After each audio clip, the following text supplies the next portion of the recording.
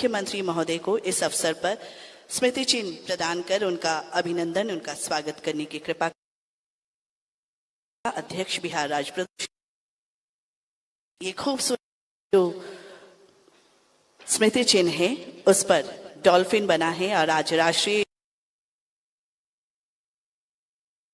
महोदय के कर कमलों द्वारा किया गया और ये स्मृति चिन्ह भी उसी पर डिजाइन किया गया है। डॉल्फिन है इस पर बना हुआ, बहुत सुंदर ये स्मृति चिन्ह भेंट स्वरूप। और अब माननीय उप मुख्यमंत्री महोदय श्री सम्राट चौधरी जी को ये स्मृति चिन्ह प्रदान की जा रही है हमारी सचिव महोदया द्वारा। और अब श्री विजय कुमार सिन्हा माननीय उप मुख्यमंत्री महोदय का हो गया स्वागत और अब श्री विजय कुमार चौधरी सर का अभिनंदन किया जा रहा है स्मृति चिन्ह से।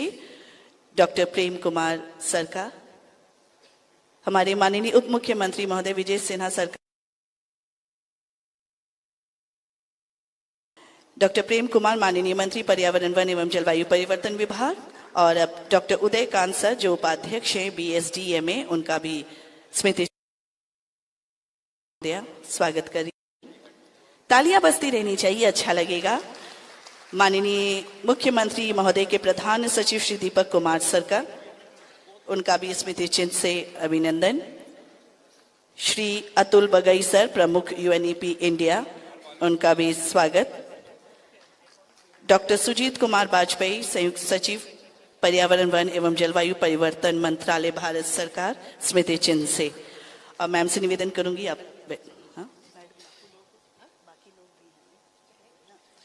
मैं श्री S चंद्रशेखर सर सदस्य सचिव बिहार राज्य प्रदूषण नियंत्रण से निवेदन करूंगी कि हमारी सचिव महोदया का भी स्वागत आप करें स्मृति चिन्ह से।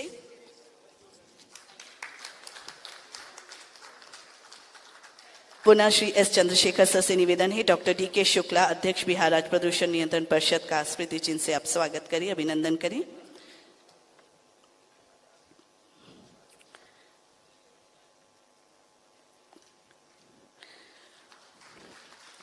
पुनः श्री S चंद्रशेखर सर से निवेदन है श्री आशुतोष सर का जो प्रधान मुख्य वन संरक्षक हैं वन बल प्रमुख बिहार, उनका भी अभिनंदन।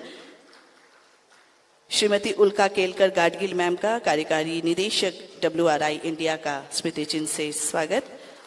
श्रीमती वत्सला जोसेफ मुख्य कार्यकारी पदाधिकारी शक्ति सस्टेनेबल एनर्जी फाउंडेशन का भी स्वागत।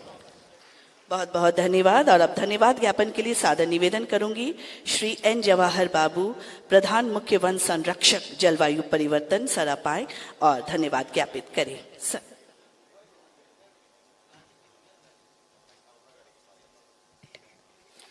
सभी को मेरा नमस्कार। बिहार क्लाइमेट एक्शन कॉन्क्लेव में उपस्थित माननीय मुख्यमंत्री महोदय, माननीय उप मुख्यमंत्री महोदय, माननीय वन मंत्री महोदय, माननीय मंत्री भवन निर्माण विभाग, मुख्य सचिव महोदय बिहार, राज्य के अन्य विभागों के अपर मुख्य सचिव, प्रधान सचिव, सचिव एवं पर्यावरण वन जलवायु परिवर्तन विभाग के सचिव महोदया, प्रधान मुख्य वन संरक्षक वन बल प्रमुख बिहार, अध्यक्ष बिहार राज्य प्रदूषण नियंत्रण परिषद, प्रिंट और इलेक्ट्रॉनिक मीडिया कर्मियों को तथा सम्मेलन में उपस्थित सभी गणमान्य आगंतुकों को हार्दिक स्वागत करता हूं।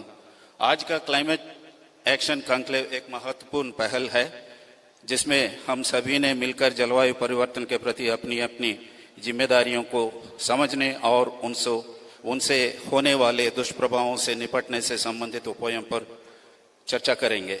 हम आप सभी का आभार व्यक्त करते हैं कि आप अपना मूल्यवान समय निकाला और हमारे सम्मेलन में समृद्ध बनाने के लिए हमेशा आभारी रहेंगे। इस अवसर पर हम सभी लोगों को भी धन्यवाद व्यक्त करना चाहते हैं जिन्होंने इस कार्यक्रम में सफल संचालन में अपना महत्वपूर्ण योगदान दिए हैं। शुभकामनाओं के साथ मैं अपनी वाणी को विराम करता हूं। एक और बार पुनः आप सभी को धन्यवाद ज्ञापन करता हूं। जय भारत, जय हिंद। बहुत बहुत धन्यवाद सर श्री N जवाहर बाबू प्रधान मुख्य वन संरक्षक जलवायु परिवर्तन। और अब मैं माननीय मुख्यमंत्री महोदय और अन्य माननीय अतिथियों से निवेदन करूंगी कि बिहार जलवायु प्रदर्शनी का उद्घाटन अपने कर कमलों द्वारा करने की कृपा करें।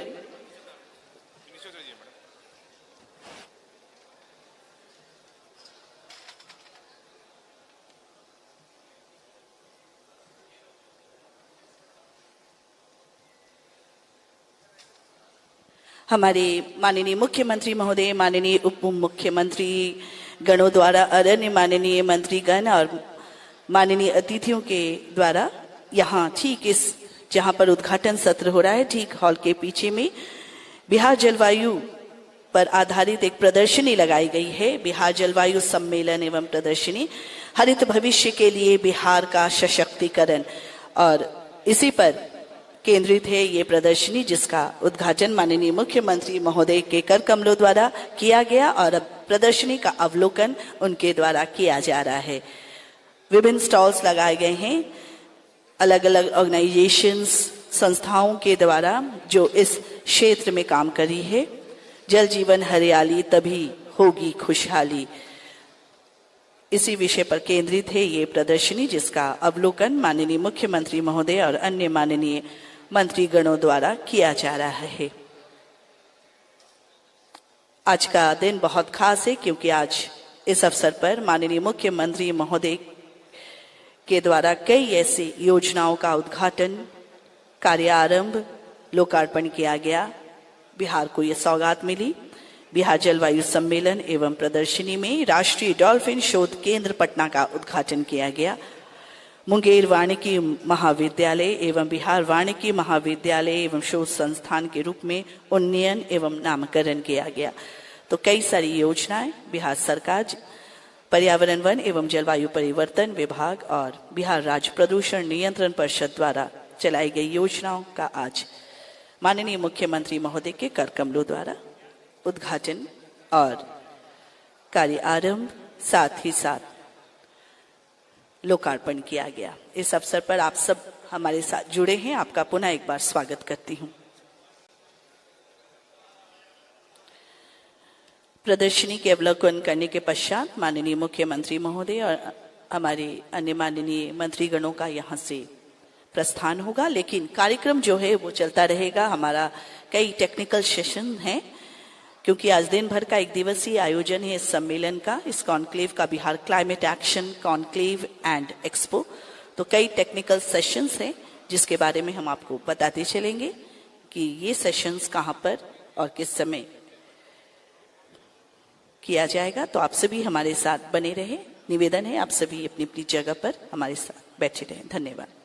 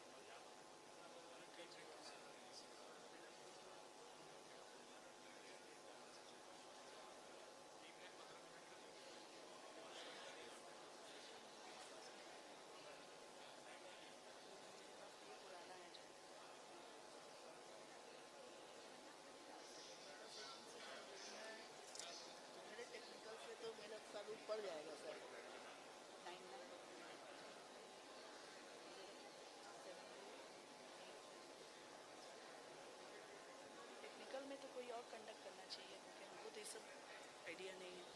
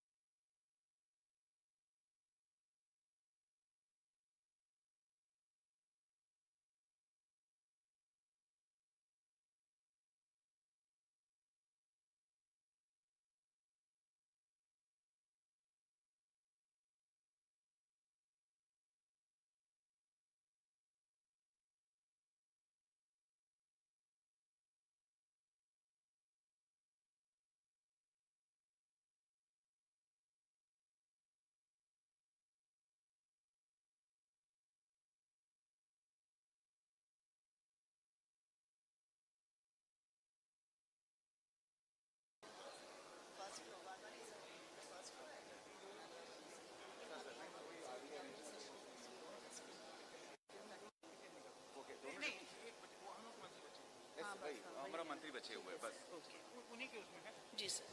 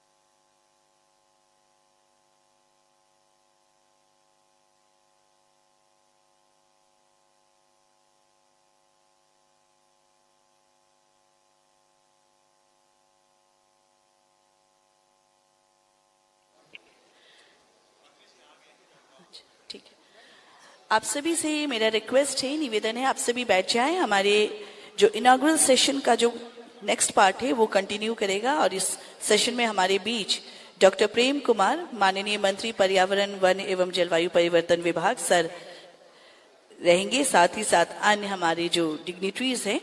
तो मैं उन सभी से रिक्वेस्ट करूंगी बारी बारी से, मैं ससम्मान हमारे माननीय मंत्री डॉक्टर प्रेम कुमार सर से रिक्वेस्ट करूंगी, पर्यावरण, वन एवं जलवायु परिवर्तन विभाग, कि सर आप मंच पर आ जाएं। साथ ही साथ मैं रिक्वेस्ट करूंगी doctor DK. Shukla, chairman BSP CB, sir आप भी आ जाएं। हमारी सेक्रेटरी श्रीमती वंदना प्रेयसी मैम से भी रिक्वेस्ट है, सचिव पर्यावरण, वन एवं जलवायु परिवर्तन विभाग, आप भी मंच पर आ जाएं। साथ ही साथ मैं रिक्वेस्ट करूंगी doctor Sujit Kumar Vajpayee, joint secretary ministry of पर्यावरण, वन एवं जलवायु परिवर्तन मंत्रालय, भारत सरकार, एवं श्री एन जवाहर बाबू सर आपसे भी निवेदन है, प्रधान मुख्य वन संरक्षक, जलवायु परिवर्तन। ये हमारा इनॉग्रल सेशन का नेक्स्ट पार्ट है और इस पार्ट में हमारे माननीय मंत्री महोदय जो इस पूरे कार्यक्रम की अध्यक्षता कर रहे हैं वो हमारे साथ हैं, वो भी बैठ चुके हैं, मंचासीन हो चुके हैं।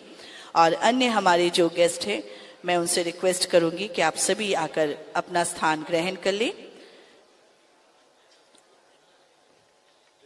सचिव महोदया श्रीमती वंदना प्रेयसी मैम, साथ ही साथ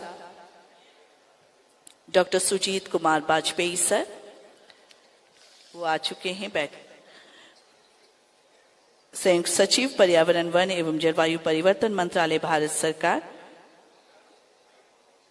और श्री एन जवाहर बाबू जो प्रधान मुख्य वन संरक्षक हैं, जलवायु परिवर्तन। आपसे भी रिक्वेस्ट है सर आप भी आकर स्थान ग्रहण कर ले मंच पर। Shri N Jawahar Babu sir.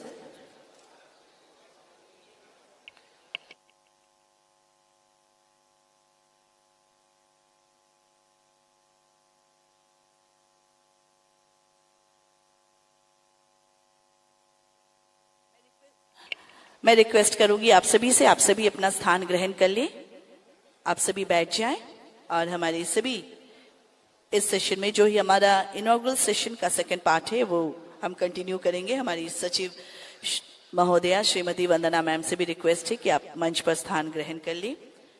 Shri N Jawahar Babu sir जो प्रधान मुख्य वन संरक्षक हैं, जलवायु परिवर्तन, सर आपसे भी रिक्वेस्ट है कि आप मंच पर आकर अपना स्थान ले लें। और इस सेशन में, ये इनॉग्रल सेशन में, मैं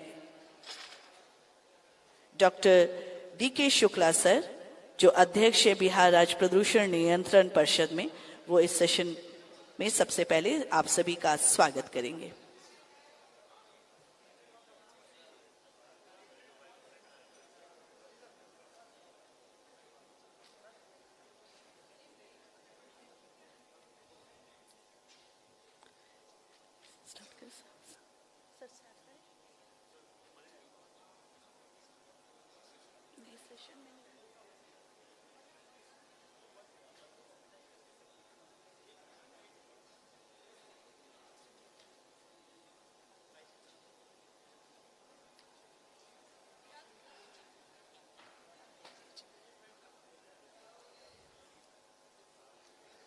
आप सभी से रिक्वेस्ट है, आप सभी बैठ जाएं।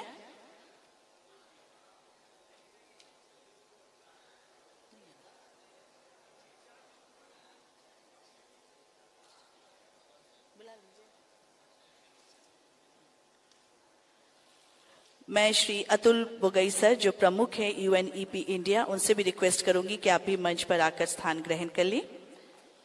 श्री अतुल बुगई सर, प्रमुख यूएनईपी इंडिया।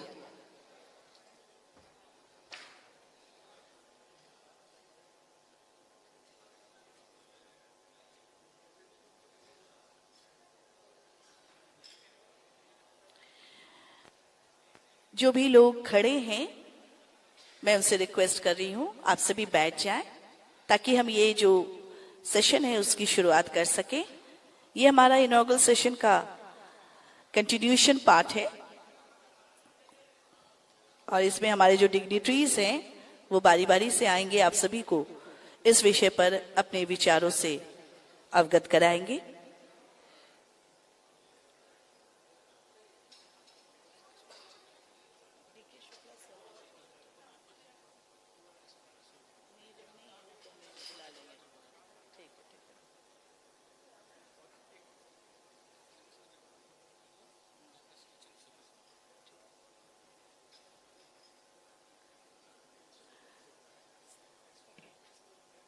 हमारे एक्सपो में बहुत सारे लोग हैं जो प्रदर्शनी देख रहे हैं, उनसे भी मैं रिक्वेस्ट करूंगी, आग्रह करूंगी कि अगर मेरी आवाज आप तक पहुंच रही है, आप काइंडली आकर यहाँ जहां पर इनॉग्रेशन सेशन चल रहा था वहां आकर स्थान ग्रहण कर ले। जो भी लोग प्रदर्शनी देख रहे हैं, एक्सपो देख रहे हैं, उनसे मेरा रिक्वेस्ट है।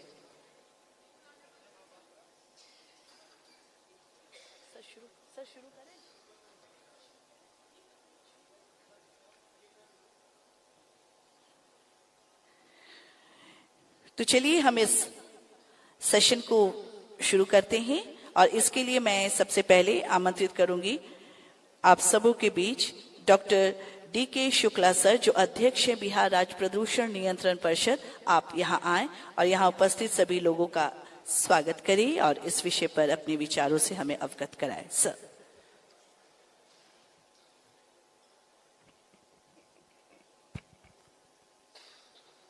माननीय मंत्री पर्यावरण, वन एवं जलवायु परिवर्तन विभाग, आदरणीय सचिव पर्यावरण, वन एवं जल परिवर्तन विभाग, यूएन के कंट्री हेड अतुल बगई साहब, मंचासीन अन्य विशिष्टगण, इस समारोह में आए विभिन्न डेलीगेट्स, सहकर्मीगण एवं प्रिंट और प्रेस मीडिया के साथीगण।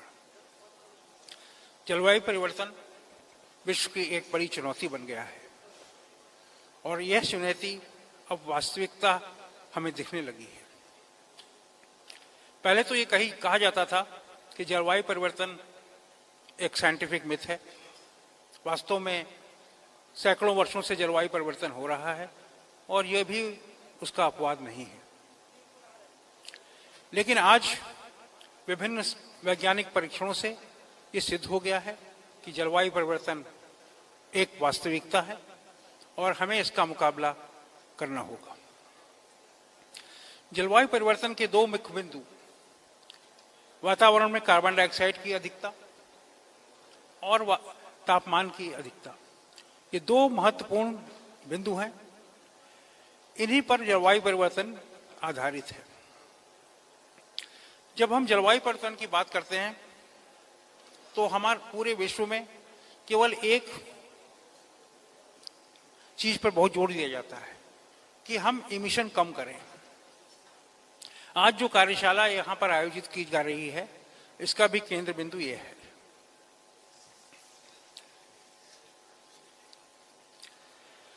टेम्परेचर के बारे में, तापमान के बारे में हम लोगों ने पटना शहर का सर्वे कराया और पाया कि किसी एक दिन, एक ही समय दो स्थानों में टेम्परेचर जो है, तापमान है, उसमें 10 डिग्री का फर्क है, 10 डिग्री सेल्सियस का फर्क है। ये फर्क जो है जलवायु परिवर्तन में, तो हम 1 डिग्री 1.5 डिग्री और मैक्सिमम 2 डिग्री की बात करते हैं, लेकिन जो वास्तविक में हम महसूस कर रहे हैं और हमारा जीवन जिस पर आश्रित है वो 10 डिग्री तक हो सकता है।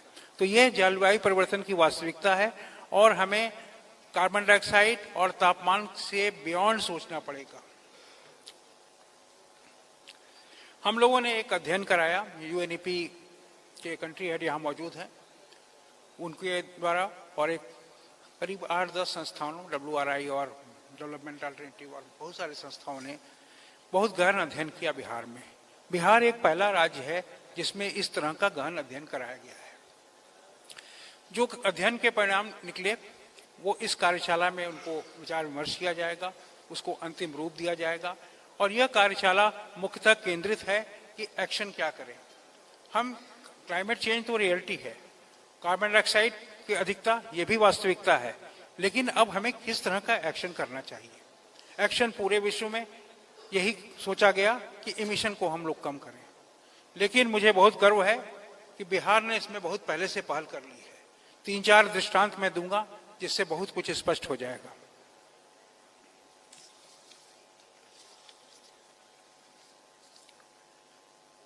बिहार में वृक्षारोपण 2012 से लेके 2012 में 9.8% था पूरे क्षेत्रफल का, जिसको बढ़ाकर 2019 में 14.4% तक पहुंच गया। ये एक बड़ा अचीवमेंट है जो जलवायु परिवर्तन के लिए बहुत ही महत्वपूर्ण है। आज पूरे विश्व में हम लोग बात करते हैं इंडोनेशिया में आम की प्लांटेशन की, लेकिन हमें याद नहीं रहता कि बिहार में हम लोगों ने एक क्रांति की है। बहुत कम समय में 12 से 19 7 सालों में हम लोगों के यहाँ जो ग्रीन कवर है उसको बढ़ाने का काम किया है। इसका दूसरा उदाहरण है जल छाजन विकास। बिहार में पिछले 4-5 वर्षों से कुल 1,85,000 हेक्टेयर क्षेत्र में जल छाजन का विकास किया गया है। ये जल छाजन विकास इसलिए महत्वपूर्ण है कि इससे मॉइस्चर रिजीम आपके जंगलों का बहुत ज्यादा बढ़ता है। मॉइस्चर रिजीम बढ़ने से आपके फायर की इंसिडेंस कम होते हैं। जब फायर इंसिडेंस कम होंगे तो ये हमारे कार्बन डाइऑक्साइड कम निकलेगी और हमारे जलवायु को बहुत प्रभावित करेंगे। दूसरा प्रभाव जो अधिक पड़ता है वो पड़ता है कि मॉइस्चर रिजीम होने से वाटर टेबल अच्छी हो जाती है और उससे हम वो भी कर सकते हैं कि जो हमको एफर्ट लगता है ग्राउंड वाटर डिप्लीशन में वो नहीं हो सकता है। बिहार में हम लोगों ने इको रेस्टोरेशन की प्रोजेक्ट राजगीर से शुरू की, जमुई में की, बांका में की और गया में की। इस इको रेस्टोरेशन प्रोजेक्ट से जिसमें हम लोग सभी जीव जंतु घास से लेकर बड़े पेड़ों तक सबको महत्व देते हैं, जिससे कि इको रेस्टोरेशन से पूरा इकोसिस्टम फंक्शन अधिक सुगमता से करने लगता है और इसमें अधिक हमको लाभ भी पहुंचता है जलवायु परिवर्तन के दृष्टि से। चौथा जो इनिशिएटिव बिहार में किया गया वो है टिश्यू कल्चर लैब की स्थापना। ये 2016 में की गई। टिश्यू कल्चर हमको पता है कि टिश्यू कल्चर से को हम लोगों ने पौधे उगाए जा सकते हैं, लेकिन यहाँ पर बांस के पौधों पर फोकस किया गया। बांस में आपको पता है कि ग्रेगेरियस फ्लावरिंग होती है, 40 साल 50 साल के बाद उसके बीज मिलते हैं, उसके बाद उससे उगाना काफी कठिन होता है। टिश्यू कल्चर से ये सुगम हुआ, प्रोटोकॉल तैयार किया गया और टिश्यू कल्चर से बांस के पौधे उगाए जा गए और उन्हें अब विभिन्न जगहों पर लगाया जा रहा है। बांस के पौधों का महत्व इसलिए भी अधिक ज्यादा है कि बांस के पौधे जो अपना फोटोसिंथेसिस करते हैं वो C4 मैकेनिज्म से करते हैं, जो ज्यादा एफिशिएंट मैकेनिज्म है फोटोसिंथेसिस का, जिससे भी जो कार्बन डाइऑक्साइड वातावरण में है उसको कम करने में हमें सहायता मिलती है। और सबसे बड़ी प्रोजेक्ट जो हम लोगों ने की वो है IIT कानपुर के सहयोग से, जो हमने सुबह बताया कि 534 ब्लॉक में सेंसर लग गए हैं। इन सेंसरों से हमें रियल टाइम डाटा मिलेगा, हम एयरशेड का आकलन कर सकेंगे और हम हॉट स्पॉट की पहचान अधिक सुगमता से कर सकेंगे और जिससे कि हम स्ट्रेटजी बना सकें कि किस तरह से काम करना है। ये तो हुआ ओवरऑल जो नई चीजें हुई। प्रदूषण नियंत्रण परिषद ने भी बहुत सारे इनिशिएटिव लिए हैं। सबसे पहला इनिशिएटिव तो हम लोगों ने सभी ब्रिक किल्न जो डेवलपमेंट अल्टरनेटिव के सहयोग से किया, सब ब्रिक किल्न को हम लोगों ने जिग-जैग टेक्नोलॉजी में परिवर्तित कर दिया, जिसके कारण एमिशन में बहुत कमी आई है। और एक निर्णय लिया कि 31 दिसंबर के बाद से कोई भी ब्रिक किल्न जो जिसमें जिगजॉग टेक्नोलॉजी नहीं है वो नहीं चलेगा बिहार में। तो ये एक इनिशिएटिव हुआ। दूसरा, प्रदूषण का प्रभाव मेनली शहरी क्षेत्रों में अधिक प्रभाव मिलता है और ये प्रभाव को दूर करने के लिए हम लोगों ने कहा, बल्कि ये बाध्यकारी बनाया कि जो इंडस्ट्रियल एरिया हैं उसमें सीएनजी और पीएनजी का ही प्रयोग हो, परमानेंट ऑयल का प्रयोग बंद कर दिया जाए। तो जिन जिन जगहों में सीएनजी पीएनजी की पाइपलाइन पहुंच चुकी है वहां पर परमानेंट ऑयल और ब्रिक आपका वुड का प्रयोग पूरा बंद कर दिया गया है। इससे जो प्रदूषण है शहरों में वो काफ़ी में कमी आई है और मुझे गर्व है ये कहने में कि इस वर्ष जाड़े में जो 600-700 पहुंचता था 400 के नीचे ही रहा है AQI। अब इस प्रयोगशाला में जो UNEP, WRI और अन्य संस्थाओं द्वारा रिपोर्ट तैयार की है उसके बारे में हम लोग चर्चा करेंगे, उसके बारे में किस तरह से एक्शन प्लान तैयार करेंगे, क्योंकि अब मुख्य उद्देश्य है कारकों का पता चल गया है। अब हमें पता लगाना है कि एक्शन क्या करें, एक्शन जो वास्तविक हो, जो रियल हो, इकोनॉमिकली वायबल हो और जिसको हम इम्प्लीमेंट कर सकें। इन्हीं शब्दों के साथ मैं आप सबको बहुत धन्यवाद देता हूं इस कार्यशाला में आने का और आशा करता हूं कि आप लोग जो यहाँ पर विचार विमर्श करेंगे उससे हमें बहुत लाभ होगा। जय हिंद।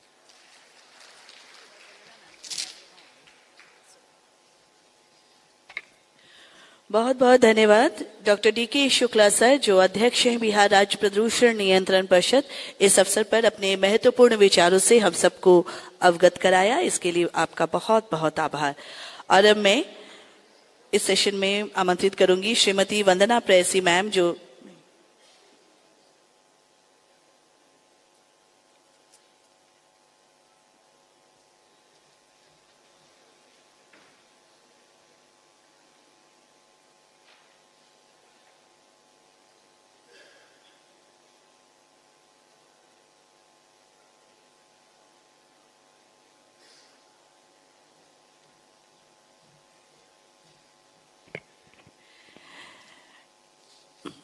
मैं आप सबों के बीच बड़े ही सम्मान के साथ अपने विचारों को व्यक्त करने के लिए आमंत्रित करती हूँ श्री अतुल बुगई सर, जो प्रमुख है UNEP इंडिया। सर आप आए और आज जो बिहार क्लाइमेट एक्शन कॉन्क्लेव चल रहा है इस विषय पर अपने महत्वपूर्ण विचारों से हमें अवगत कराएं। श्री अतुल बुगई सर, प्रमुख UNEP इंडिया। सर शुक्रिया। आदरणीय वंदना जी, चेयरमैन साहब, संयुक्त सचिव भारत सरकार वाजपेयी जी एवं उपस्थित श्रोतागण, आधे घंटे के बीच में 2 बार बोलना एक वाकई बड़ा मुश्किल सा काम है कि ऐसी क्या नई चीज बोली जाए जो नहीं बोली गई पहले। पर मैं ये सोच रहा था कि आज इतने सारे कार्यक्रमों का शुभारंभ किया गया, इतने सारे नए आयाम खोले गए, तो इन सबको किस तरह हम एक धागे में पिरो सकते हैं, ये एक काम वंदना जी आपके लिए बड़ा महत्वपूर्ण होगा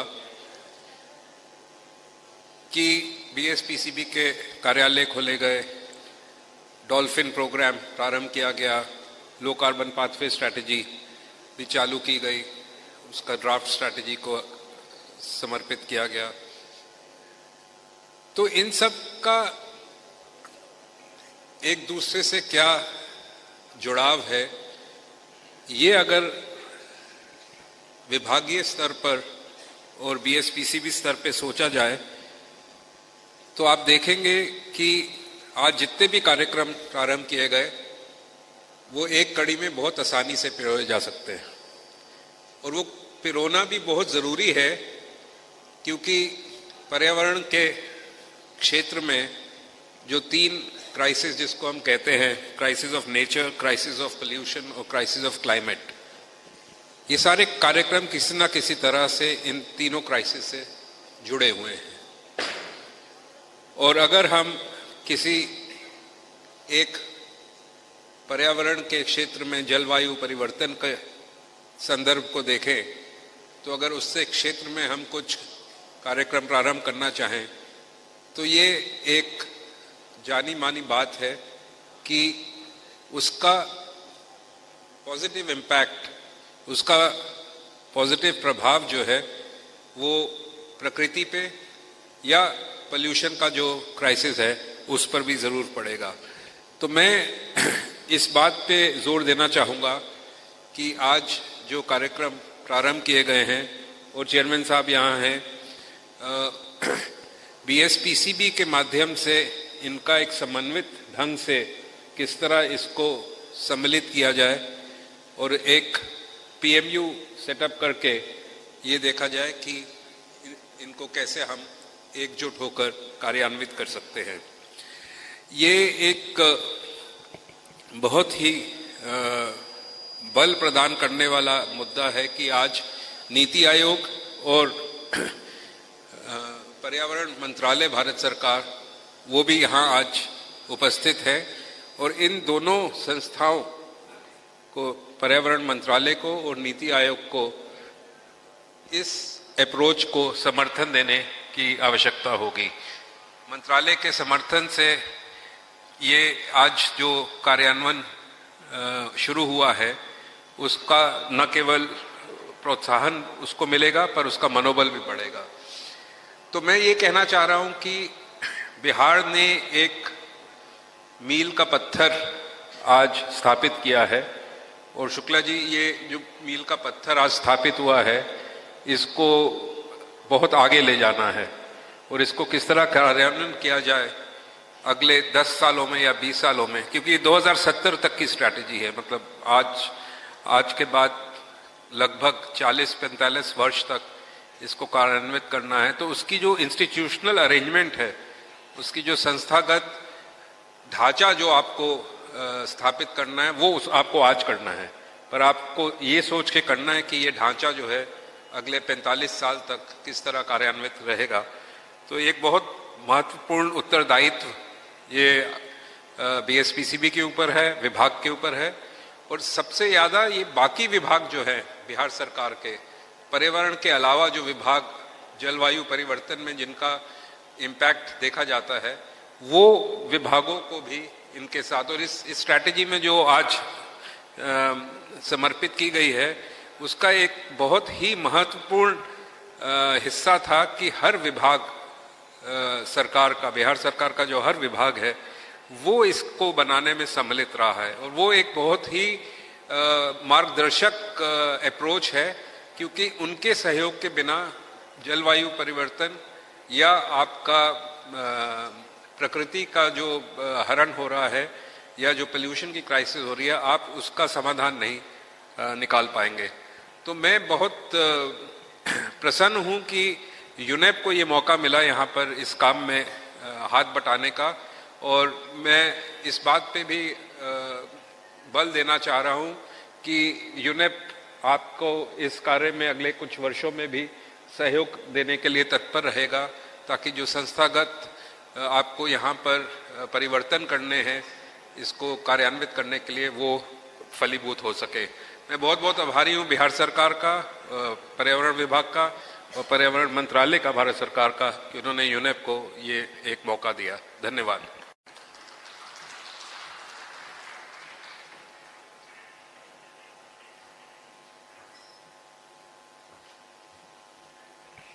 बहुत बहुत धन्यवाद श्री अतुल बुगई सर का, जो आज हमारे बीच यहाँ उपस्थित हैं और ये जो महत्वपूर्ण विषय पर ये जो कॉन्क्लेव आयोजित किया गया है इस पर इन्होंने अपने विचारों को हमारे साथ साझा किया। Thank you so much sir.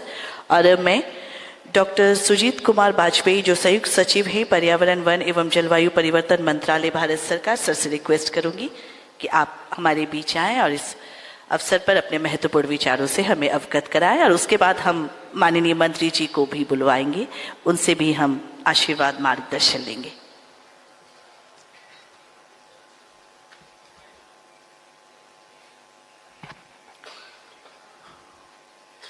माननीय पर्यावरण वन एवं जलवायु परिवर्तन विभाग के मंत्री doctor Prem Kumar ji, dignitaries on the dais, distinguished participants, ladies and gentleman, सबसे पहले तो मैं भारत सरकार के पर्यावरण वन एवं जलवायु परिवर्तन मंत्रालय के द्वारा आप सभी को, बिहार सरकार को बधाई देना चाहूँगा for organising this conclave which assumes great significance in the wake of climate change impacts, which is being felt across the globe and across different sectors of the world. Climate change एक ऐसी वैश्विक समस्या है जिसका समाधान local तरीके से किया जाना अपेक्षित है, and developing countries including India are the most vulnerable to its effects. The global response to combat climate change is primarily steered through the multilateral forum of United Nations Framework Convention on Climate Change. The first ever global stocktake in the recently concluded 28th session of COP at Dubai, which is an assessment of the collective progress of the implementation of Paris Agreement, it provided the way forward on the themes of mitigation, adaptation, and means of implementation, including finance, technology transfer, and capacity building. As per the Paris Agreement of UNFCCC, all the member countries are required to communicate their respective nationally determined contributions, NDCs, and update them periodically. And these NDCs are essentially self-determined commitments for the climate action. India submitted its NDC to UNFCCC in 2015 itself and updated them in 2022. The enhanced NDC is a step towards achieving India's long-term goal of reaching net zero by 2070. The country has achieved the target of emission intensity of gross domestic product and the non-fossil fuel-based installed power capacity given under its NDC much ahead of its time. India has also submitted its long-term low-emission development strategy, LTLETS, in December 2022, which provides the country's vision and action plan for achieving its updated NDC goals and the target of net zero emission by 2070. This strategy emphasizes energy security, energy access, and employment while keeping its focus on the broader vision of Atmanirbhar Bharat, Make in India. A strong emphasis has been given on research and innovation in all the sectors. Mission Life, which was launched by Honorable Prime Minister in 2022, it's an India-led global mass movement, and it aims to nudge individuals and communities to practice an environmentally conscious lifestyle that is synchronous with nature. Mission Life is a bold and ambitious initiative that has the potential to make a significant contribution to the achievement of the Sustainable Development Goal on a global scale, including climate change. So India, even though has not been part of the problem, but it has done far more than its fair share in addressing the climate change. Government of India stands committed to combating climate change through its several programs and schemes, including the National Action Plan on Climate Change, NAPCC and SAPCC. NAPCC is an overarching policy framework which comprises 9 missions in specific areas, including energy efficiency, water, agriculture, health, etc. In line with the NAPCC mission, states and union territories have been advised to frame their state action plan on climate change. 34 states and union territories, including Bihar, they already framed their SAPCC taking into account the state-specific vulnerability issues relating to climate change and are implementing them in respective states and UTs.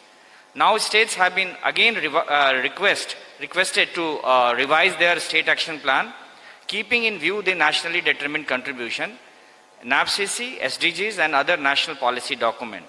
Already 14 states have submitted, out of which 7 have already got the approval from National Steering Committee. We are hoping that Bihar will also join these states very soon with its revised SAPCC. As you all are aware, that building resilience in all forms, including resilience to water-mediated disaster, is imperative for achieving SDG. sustainable development. Recognition of the role of wetlands in buffering water-mediated risk and diversified disaster risk reduction options, as well as contribute to building community as well as ecological resilience. The gradual shift in focus over the last 3 decades from an emphasis on disaster response to comprehensive disaster management and specifically disaster risk reduction has opened new possibilities for considering nature-based solution, a concept which was introduced to reflect the possibility of using nature as a means for providing solution to disaster risk reduction and more recently, climate change mitigation adaptation. Bihar is one of the fastest developing, growing states of the country, but at the same time, it is vulnerable to the impacts of climate change, which may dampen its developmental initiatives. Therefore, a shift towards sustainable and resilient development is imperative to sustain the growth of the state. The commitment of Bihar government towards transforming itself into a climate-friendly and carbon-neutral state by 2070 gets reflected through the initiatives such as climate resilient and low development pathways for Bihar. Such effort will pave the way for a sustainable and climate resilient development, serving the developmental aspirations of the people of Bihar. With these words, once again, on behalf of Ministry, I congratulate Government of Bihar for organizing this conclave and providing a platform for meaningful dialogue on an issue which is the most important one of our times as it is directly linked to the survival of the planet. Thank you and Jai Hind. Thank you so much, sir. Dr. Sujit Kumar Bajpayee, Joint Secretary, पर्यावरण वन एवं जलवायु परिवर्तन मंत्रालय भारत सरकार की ओर से आप आए हुए थे। संयुक्त सचिव डॉक्टर सुजीत कुमार बाजपेयी सर का बहुत बहुत धन्यवाद, आभार इस अवसर पर हमें अपने विचारों से अवगत कराने के लिए। और अब में हमारे बीच डॉक्टर प्रेम कुमार सर हैं, जो माननीय मंत्री पर्यावरण वन एवं जलवायु परिवर्तन विभाग बिहार सरकार मंत्री हैं और इस पूरे कार्यक्रम की अध्यक्षता सर के द्वारा ही की जा रही है। तो मैं उनसे निवेदन करूंगी कि सर आप हमारे बीच आएं और ये जो खास अवसर है जलवायु परिवर्तन सम्मेलन है, इसमें अपने मार्गदर्शन और आशीर्वाद से हम सभी को अनुग्रहित करें। सर।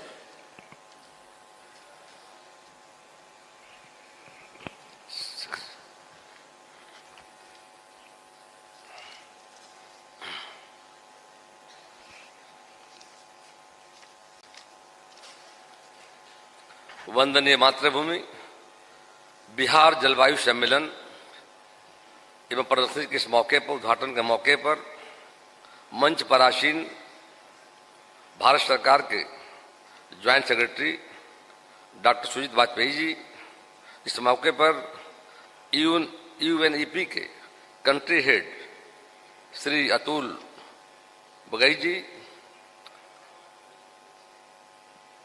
वन एवं पर्यावरण जलवायु परिवर्तन विभाग के सचिव वंदना प्रेसी जी, बिहार राज्य प्रदूषण नियंत्रण परिषद के अध्यक्ष डॉक्टर डी के शुक्ला जी, इस मौके पर सदस्य सचिव चंद्रशेखर जी और आज के कार्यक्रम में मौजूद विभिन्न संगठनों से आए हुए देवियों और सज्जनों, भाइयों और बहनों, प्रेस मीडिया के मित्रों और साथियों, यह जो बिहार की धरती पर आज हम सब बिहार जलवायु सम्मेलन के माध्यम से आगे का एक्शन प्लान बनाने जा रहे हैं, उस पर आप विस्तार से चर्चा करेंगे ताकि आने वाले समय में अपने बिहार राज्य को कैसे, जिस तरह पूरी दुनिया में आज जो संकट आया है जलवायु परिवर्तन का जाकर के, उससे बिहार में छूता नहीं जाकर के। और मुझे खुशी से बात की है जाकर के कि आप सब चलकर यहाँ पर आए हैं और बिहार जलवायु सम्मेलन प्रदर्शनी में आप सबों का स्वागत है। यह एक अग्रणी सभा जहां हम जलवायु परिवर्तन की चुनौतियों के बीच बिहार के लिए एक अनुकूल समृद्ध भविष्य तैयार करने के लिए इकट्ठा हुए हैं।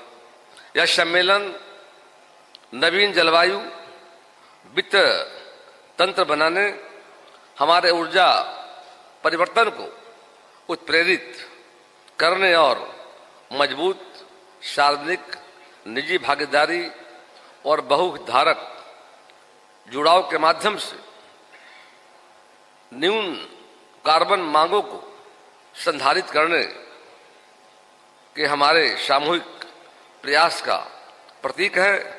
आज जब हम एकत्र यहाँ हुए हैं तो आइए हम सब मिलकर बिहार को जलवायु के अनुकूल और न्यून कार्बन विकास के प्रतीक में बदलने, हमारे पारिस्थितिकी तंत्र की सुरक्षा, आर्थिक लचीलेपन को मजबूत करने और हर बिहारवासी की भलाई को बढ़ाने की दिशा में एक रास्ता बनाने का संकल्प लेना है। जैसा कि हम सब जानते हैं कि जलवायु परिवर्तन वर्तमान समय की सबसे बड़ी चुनौती है और मुझे गर्व है कि देश के माननीय प्रधानमंत्री नरेंद्र भाई मोदी जी के नेतृत्व में भारत इस लड़ाई को लड़ने के लिए अग्रिम पंक्ति में खड़ा है। UNFCCC के तहत पेरिस समझौते का पालन करते हुए भारत ने 2070 तक नेट जीरो उत्सर्जन का लक्ष्य रखा है। इसके अलावा पंचामृत के तहत 5 महत्वाकांक्षी प्रतिबद्धता ली गई है।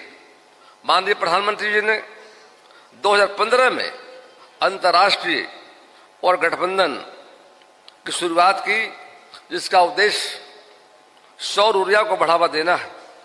COP26 में भी उन्होंने नेतृत्व प्रदर्शित किया है। यह प्रयास दर्शाते हैं कि भारत जलवायु परिवर्तन कार्रवाई के प्रति प्रतिबद्ध है। जैसा कि मैंने उल्लेख किया था कि प्रधानमंत्री जी के नेतृत्व में भारत ने जलवायु परिवर्तन के निपटने के लिए पंचामृत यानी 5 महत्वाकांक्षी प्रतिबद्धता ली है। आइए हम इन पर एक नजर डालें। 2030 तक भारत की गैर जीवाश्म ईंधन क्षमता को 500 गीगावाट तक पहुंचाना, 2030 तक 50% की हरित ऊर्जा की आवश्यकताओं को पूरा करना, 2030 तक कार्बन उत्सर्जन को कम करना, 2070 तक नेट जीरो उत्सर्जन हासिल करना, सतत रूप से विकास के लिए हरित हाइड्रोजन का उपयोग करना। ये जो पंचामृत की चर्चा हम कर रहे थे, ये पंचामृत प्रतिबद्धताएं भारत के लिए एक हरित और सतत विकास की ओर अग्रसर होने का मार्ग प्रशस्त करेगी। हमें माननीय प्रधानमंत्री जी का साथ देना है और हम इन लक्ष्यों को प्राप्त करने के लिए कड़ी मेहनत करनी है। जब इस जलवायु परिवर्तन पर कार्रवाई की बात कर रहे हैं तो मुझे इस बात की खुशी है कि बिहार के माननीय मुख्यमंत्री नीतीश कुमार जी के नेतृत्व में इसका उल्लेख करना आवश्यक जाकर के। श्री नीतीश कुमार जी के मार्गदर्शन में बिहार सरकार ने राज्य में जलवायु परिवर्तन अनुकूल को बढ़ावा देने के लिए कई पहल की है। इनमें जलवायु परिवर्तन अनुकूलित कृषि, हरित ऊर्जा को बढ़ावा देना, वन और जैव विविधता संरक्षण शामिल है। जलवायु परिवर्तन पर कार्रवाई हेतु बिहार के माननीय मुख्यमंत्री नीतीश कुमार जी के प्रभावी नेतृत्व की चर्चा करते हुए मैं बिहार सरकार द्वारा शुरू की गई जल जीवन हरियाली मिशन योजना का जिक्र छोड़ नहीं सकता। इस योजना के तहत पेयजल, स्वच्छता और वृक्षारोपण जैसे क्षेत्रों पर ध्यान केंद्रित किया गया है। 2022 तक सभी परिवारों को नल से पानी उपलब्ध कराने का लक्ष्य रखा गया है। यह योजना जल संरक्षण, स्वच्छ पर्यावरण और हरित आवश्यक बढ़ाने में मदद करेगी। जलवायु आपातकाल का परिचय। जलवायु परिवर्तन बिहार के सामाजिक आर्थिक संरचना पर एक महत्वपूर्ण खतरा करता है, जो कृषि, जल संसाधन और जन स्वास्थ्य को प्रभावित करता है। हमारे राज्य को जिसकी समृद्ध विकासत और जीवंत जनसंख्या है, एक सतत और अनुकूल भविष्य सुनिश्चित करने के लिए उपायों को अपनाने में अग्रणी होने की आवश्यकता है। आर्थिक विकास बनाम जलवायु संवेदनशीलता। बिहार की तेजी से आर्थिक वृद्धि के बावजूद हमारी कृषि पर अत्यधिक निर्भरता हमें जलवायु परिवर्तन के प्रति विशेष रूप से संवेदनशील बनाती है। इस रिपोर्ट के हमारे विकास योजनाओं में जलवायु दृष्टिकोण को एकीकृत करने की आवश्यकता पर जोर दिया गया है, ताकि दीर्घकालिक अस्थिरता, अनुकूलता सुनिश्चित किया जा सके। 2070 तक नेट जीरो उत्सर्जन की प्रतिबद्धता। बिहार 2070 तक नेट जीरो उत्सर्जन प्राप्त करने के लिए प्रतिबद्ध है। यह महत्वाकांक्षी लक्ष्य हमारे कोयला आधारित बिजली पर निर्भरता को क्रमिक रूप से कम करने और हमारी नवीनकरणीय ऊर्जा क्षमता में महत्वपूर्ण वृद्धि की आवश्यकता को दर्शाता है। एक न्यून कार्बन अर्थव्यवस्था में संक्रमण केवल एक पर्यावरणीय आवश्यकता ही नहीं बल्कि सतत विकास के लिए भी आवश्यक है। जलवायु अनुकूल विकास का महत्व। जलवायु परिवर्तन के प्रतिकूल प्रस्तावों के खिलाफ हमारे समुदायों की सुरक्षा के लिए कृषि, जल प्रबंधन और आपदा तैयारी में हमारी रणनीतियां अत्यंत महत्वपूर्ण है।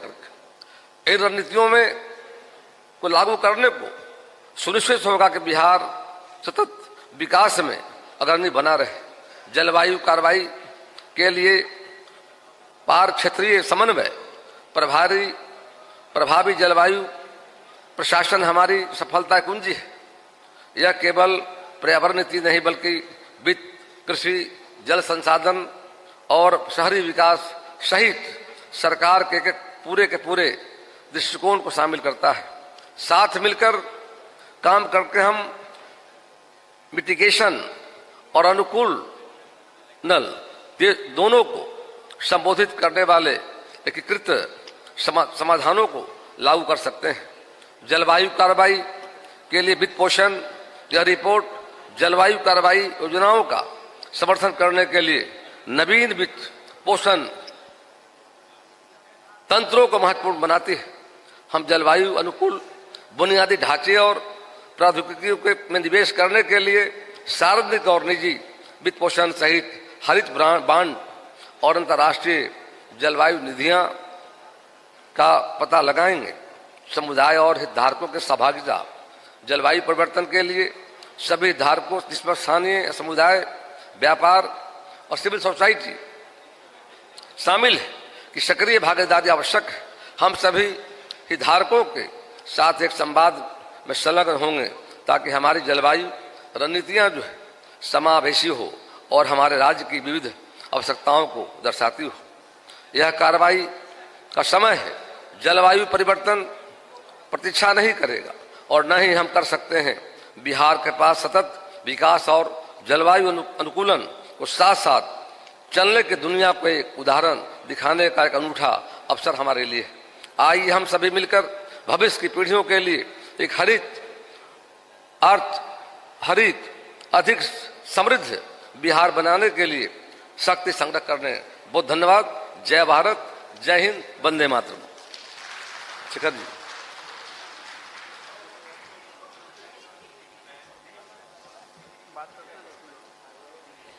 माननीय मंत्री महोदय डॉक्टर प्रेम कुमार जी का दिल से आभार व्यक्त करती हूँ। बहुत बहुत धन्यवाद सर, इस खास अवसर पर अपने शब्दों से हमें मार्गदर्शित करने के लिए, हमें प्रेरणा देने के लिए। और अब मैं धन्यवाद ज्ञापन के लिए सादर निवेदन करती हूँ श्री एस चंद्रशेखर सर, जो सदस्य सचिव हैं बिहार राज्य प्रदूषण नियंत्रण परिषद में। सर धन्यवाद। कार्बन न्यूट्रलिटी का टारगेट राष्ट्रीय स्तर पर लक्ष्य के रूप में 2070 तक उसको अचीव करने का टारगेट भारत सरकार ने रखा है। उसके अनुरूप राज्य स्तर पर भी उसको अचीव करने के लिए कई सारे प्रयास करने की आवश्यकता होती है। उसी कड़ी में पर्यावरण वन एवं जलवायु परिवर्तन विभाग, बिहार राज्य प्रदूषण नियंत्रण परिषद, WRI world resources institute India, तीनों संस्था इसमें मिलकर आज का ये जलवायु सम्मेलन का एवं प्रदर्शनी का आयोजन किया गया है। आज का इस सम्मेलन का एवं प्रदर्शनी का उद्घाटन सत्र में मुख्य अतिथि के रूप में आज माननीय मुख्यमंत्री जी पधारे हैं। उनको सर्वप्रथम मैं धन्यवाद ज्ञापित करना चाहता हूं। अपना बहुमूल्य समय देकर आज इस कार्यक्रम में मुख्य अतिथि के रूप में शरीक हुए थे और हम सब लोगों का आशीर्वचन दिए थे। साथ ही मैं ये धन्यवाद देना चाहूँगा माननीय उप मुख्यमंत्रीगण का और साथ साथ विशिष्ट अतिथि के रूप में माननीय मंत्री जी भवन निर्माण विभाग भी उपस्थित थे, उनको भी मैं धन्यवाद ज्ञापित करता हूं। साथ ही जो हम लोगों का विभाग का जो मार्गदर्शन देते हैं हमारे परम आदरणीय माननीय मंत्री महोदय पर्यावरण वन एवं जलवायु परिवर्तन विभाग डॉक्टर प्रेम कुमार साहब का, कि जिनके निर्देशन पर उनका मार्गदर्शन पर जो पूरा विभाग का क्रियाकलाप अभी चल रही है और ये सम्मेलन का भी आयोजन हो रहा है। महोदय आपको बहुत बहुत धन्यवाद, आपके संबोधन से हम लोगों को लाभान्वित किया जी। साथ ही मैं प्रधान सचिव जो माननीय मुख्यमंत्री के प्रधान सचिव और साथ साथ उपाध्यक्ष Bihar state disaster management authority आदरणीय सचिव महोदया पर्यावरण वन एवं जलवायु परिवर्तन विभाग, आदरणीय अध्यक्ष महोदय बिहार राज्य प्रदूषण नियंत्रण परिषद और संयुक्त सचिव महोदय पर्यावरण वन एवं जलवायु परिवर्तन मंत्रालय भारत सरकार, Shri Atul Bagai sir United Nation Environment Programme country head और principal chief conservator of forest and head of forest force Shri Ashutosh sir, PCCF climate change sir, PCCF wildlife sir, सभी सीनियर फॉरेस्ट ऑफिसर्स, हमारे साथी Shri Subodh Gupta ji Patna park division, Gaurav Ojha DFO Patna division, Shri Satyajit director Patna zoo जो आज के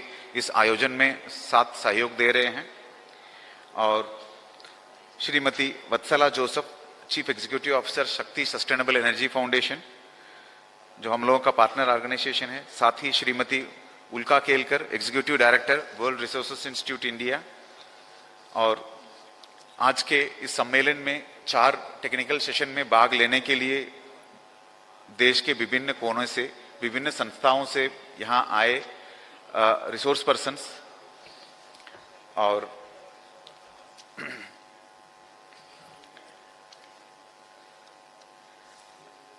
Professor S.N. Tripathi sir, Principal Scientific Advisor to PMO and also heading the National Knowledge Network, और Shri Mr. M.K. Biswas, Regional Director representing Central Pollution Control Board, and heads and team members of all the partner organizations and stakeholder departments, Chairman State Expert Appraisal Committee Dr. Gopal Sharma, honorable members, Chairman and honorable members SIA Bihar, esteemed participants of the expo जो आज के प्रदर्शनी में करीब 20 stall का यहाँ प्रदर्शित है, उसमें भाग ले रहे हैं विभिन्न जो रिसोर्स पर्सन्स,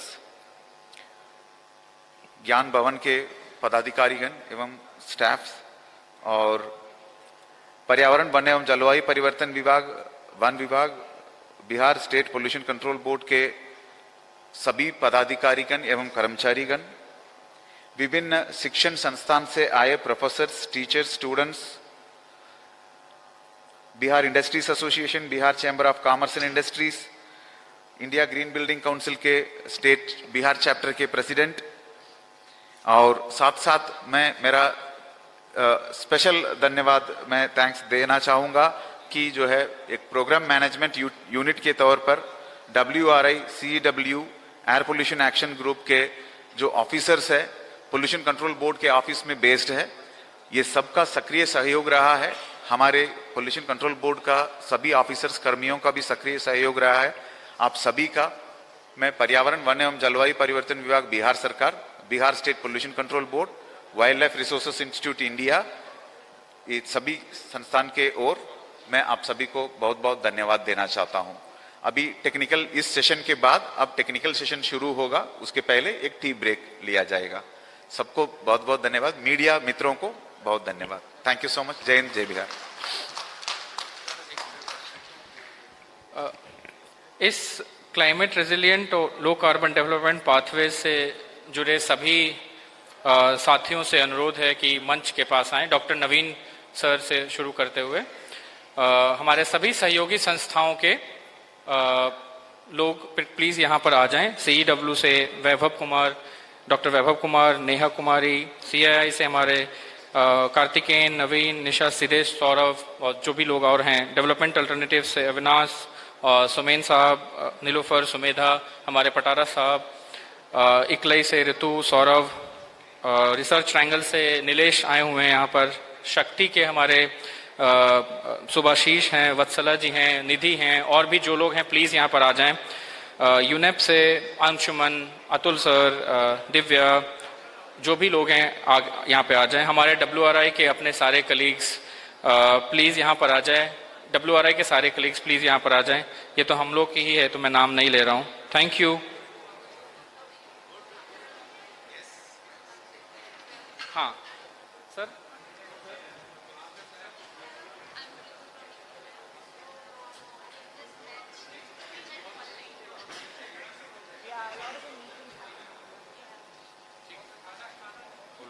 आप बैठ जाइए ना, जिनको जो बैठ।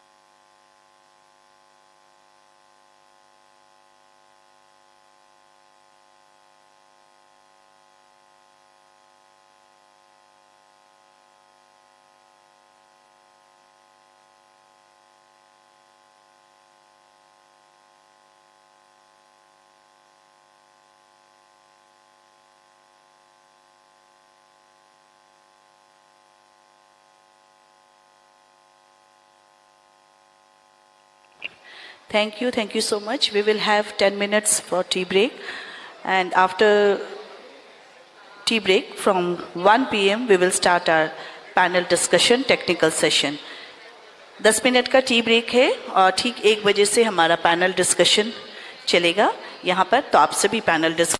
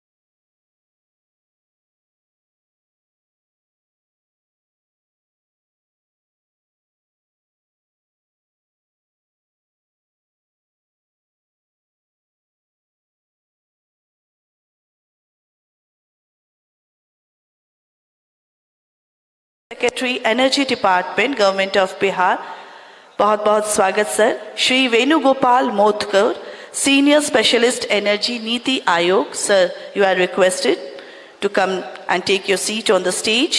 Shrimati Ritu Thakur, Assistant Program Coordinator, ICLEI South Asia. Shri Siddharth Arora, Associate Director, Shakti Sustainable Energy Foundation. Shri Sudeep Kumar Sir, Chairman, IGBC Patna. Shrimati Sugandha Jaiswal, Head Resident Executive, Tata Steel.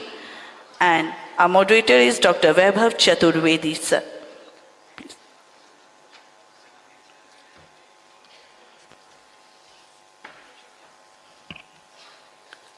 आप सभी का बहुत बहुत स्वागत है इस panel discussion में।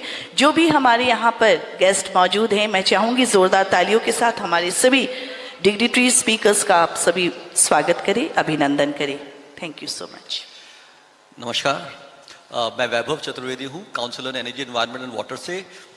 ये वाला जो सेशन है हम लोगों का, इसमें हम बात करेंगे लो कार्बन डेवलपमेंट पाथवेज की। तो जो रिपोर्ट आज माननीय मुख्यमंत्री जी ने रिलीज़ की थी, उसमें बहुत सारे सेक्टर्स को देखा गया है, जिसके हम लोग जो एमिशंस पाथवे सारे सेक्टर से उत्सर्जन है कार्बन का, उसको कैसे कम किया जाए और उसके लिए वेरियस डिपार्टमेंट्स को, वेरियस स्टेक होल्डर्स को क्या क्या एक्शन करने हैं, उसके बारे में हम लोग बात करेंगे। और मेरे साथ बहुत ही सीनियर ऑफिशियल्स इस वक्त मंच पर मौजूद हैं। Thank you so much sir for joining us today.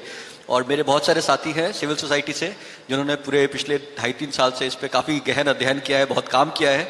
आप सबका स्वागत है मंच पे। Thank you so much for joining us today. So maybe sir I will start with mister Pundrik. Sir, industrial development बहुत इंपॉर्टेंट है। तो हम लोग लो कार्बन के बारे में जब बात करते हैं तो एक बहुत ही इंटरेस्टिंग नैरेटिव है कि जो लो कार्बन और क्लाइमेट चेंज मिटिगेशन है, it can not be eight the cost of development. इसलिए इंडस्ट्रियल डेवलपमेंट की बहुत महत्व है, बिकॉज जो जॉब क्रिएशन प्रोसेस है, जो इकोनॉमिक डेवलपमेंट प्रोसेस है, वो इंडस्ट्रियल डेवलपमेंट के थ्रू काफ़ी हद तक होता है। तो इसके बारे में हम लोगों ने जो पूरा अध्ययन किया, इसमें काफ़ी हम लोगों का जो डिस्कशन है वो क्लाइमेट चेंज के बारे में तो था, बट उसके साथ साथ economic development and the industrial policy that leads to economic development and how do we ensure the industrial policy is also low carbon, उसके बारे में काफ़ी चर्चा हुई हमारी। तो आप रिपोर्ट में भी ये सारी चीज़ों के बारे में उल्लेख है। तो मैं आपसे ये जानना चाहूँगा, जो आज अगर आप बताएंगे इंडस्ट्रीज डिपार्टमेंट क्या क्या पहल कर रहा है इस बारे में, not economic growth and development के लिए बट इसके साथ साथ लो कार्बन डेवलपमेंट के लिए भी क्या क्या पहल की जा रही है आपके डिपार्टमेंट में। Thank you.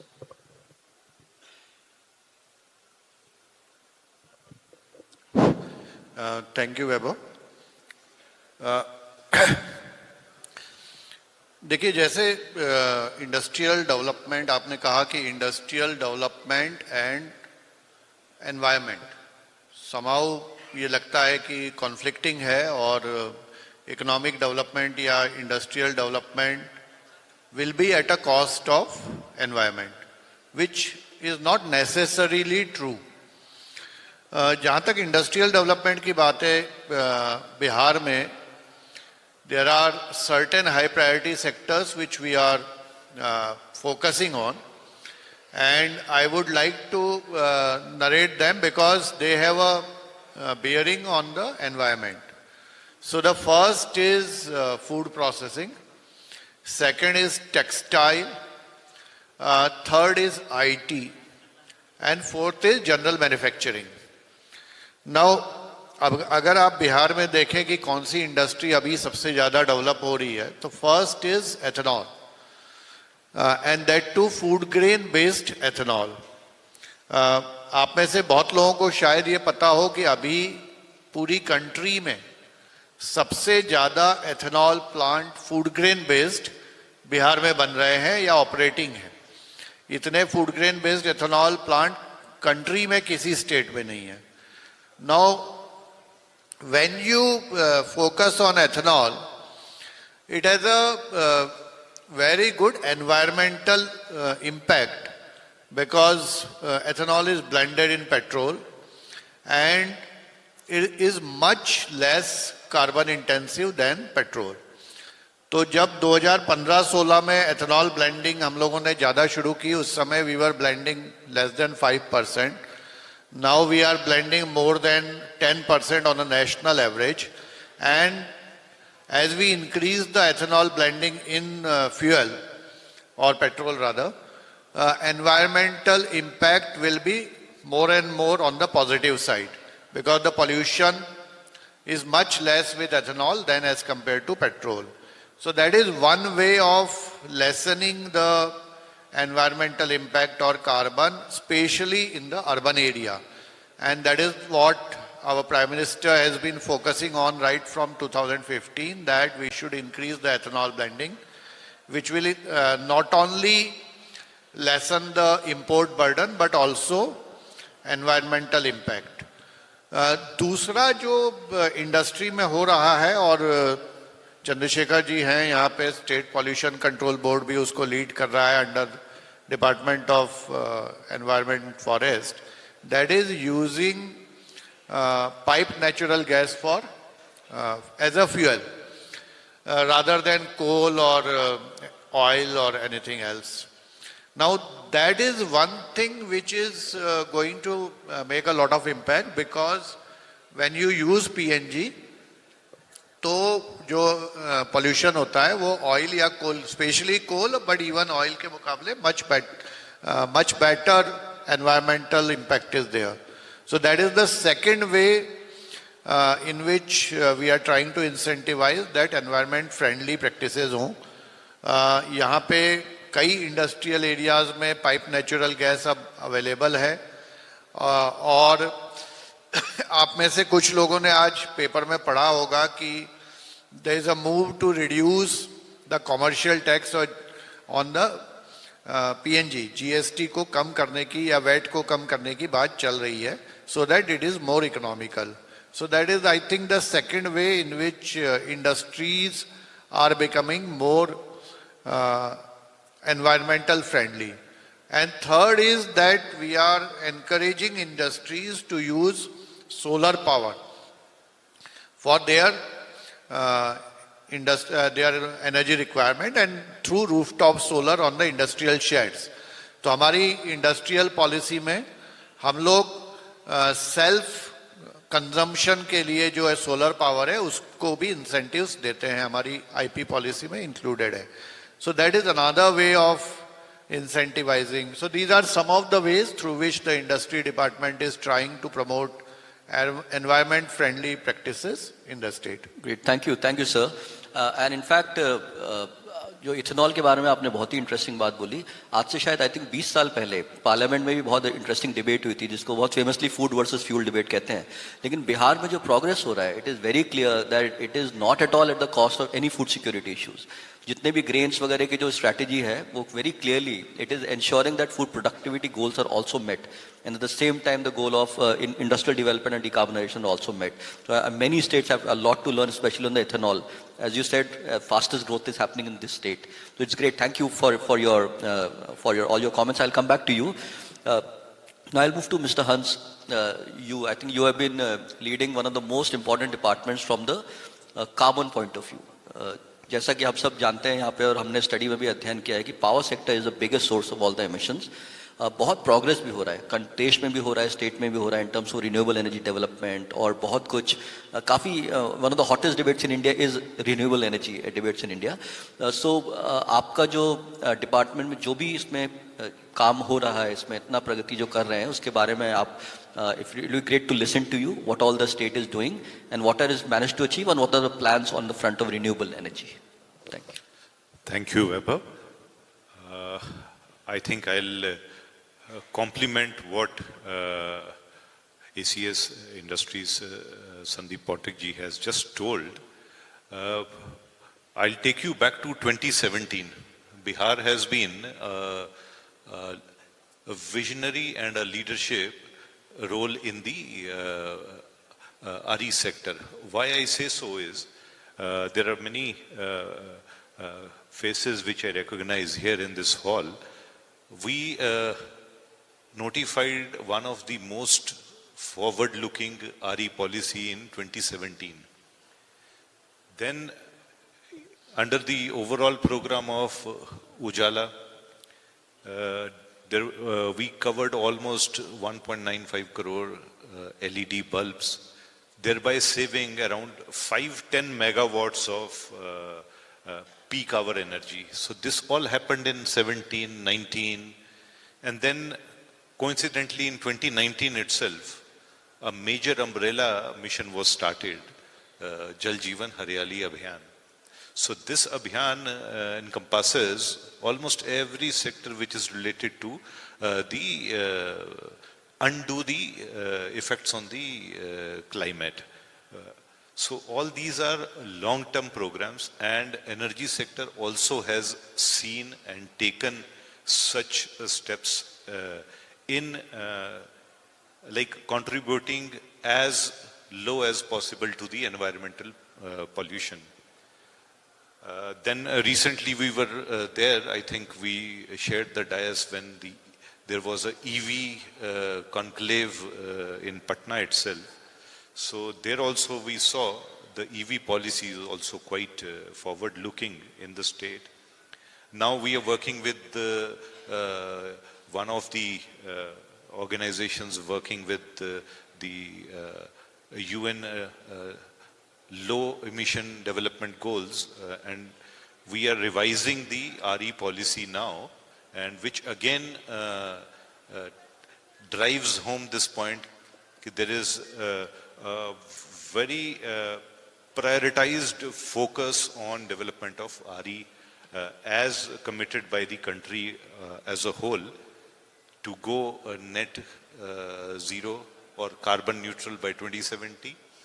And as per the RE policy that has been notified, in the financial year ending March 25, we aim to reach somewhere around 30%, that is 29.91% precisely as per the new RE trajectory. We have aligned our state goals with the national RPO trajectory, and by 2030 it will be 43.33% as has been notified under the new RPO trajectory. इसके अलावा जो state से हम लोगों ने initiatives लिए हैं, I will be talking only 1 or 2 points about that, but all these steps have far-reaching impact on the climate control. We know India is one of the largest, it's in fact fourth largest consumer of electricity in the world. As far as RE production is concerned, I think till recently we were at number 5, and we are moving very fast on the RE generation side. So recent announcements at the national level, Honorable Prime Minister also launched the Surya Ghar Yojana. So that also will go a long way in the distributed generation, thereby reducing these AT&C losses. By the way, because you are all sector experts, power sector alone contributes to around 25% to the pollution, the environmental pollution that is being caused.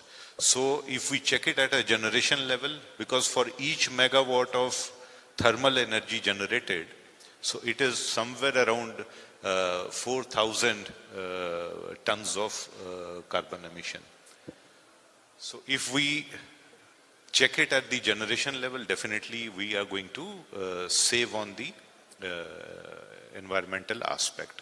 We'll be leaving a lesser carbon footprint. Now for the state also, as I told you, as per the envisaged new RE policy, we tend to move on a very aggressive path. As of now, the mix is around 63% from thermal sources, 27%, nearly 27% RE sources. Then for the future tie-ups, we are increasing it by around 4 to 5% on the RE side. So energy mix in terms of generation, in terms of tied-up capacity will go to somewhere around 32% in next 10 years. So one is the commitment to increase the RE mix as far as possible. 2-3 small initiatives that we have taken at the state level. One is to provide smart meters to each and every consumer. So smart meters may not seem to directly contribute to this sector. However, it goes a long way to promote energy conservation, efficient and economic use of electricity. Then during COVID, it came as a boon to us. We shifted to paperless office. 29 services were provided under one app, that is Suvidha app. And I'm happy to share more than 40 lakh, 4 million new connections, new service connections have been provided under this Suvidha app in last 3 years. So if you convert it into number of planted trees, we have taken a simple calculation. 25 kgs of carbon dioxide taken by a tree, average or a moderate sized tree in a year. 25 kgs, if you convert that, so it is equivalent to more than 8,000 trees saved. So these two initiatives have gone in a long way to actually help in the reduction of carbon footprint. The other initiatives that we have taken is under the Jal Jeevan Haryali Abhiyan. So we are covering all the government buildings with the grid connected rooftops. We're also trying to look for more and more of small hydel projects in the state, more and more floating solar in the state, also going in small capacities for battery storage so that the peak hour demand is being shifted. A recent initiative by the Regulatory Commission also, we got us very good support from Regulatory Commission to shift the peak load during the day. And recently, in fact, coincidentally today itself, I have issued a government resolution for feeder level solarization. Agriculture load is increasing day by day, and this load typically used to peak during the late evening and early morning. So now we are trying to shift it during the daytime. So the TOD provision has also been very clearly notified by the Regulatory Commission. So shifting the load during the day, that will also help in reduction of carbon footprint if we go for the feeder level solarization that we have already done. Last point I'll share, that is regarding these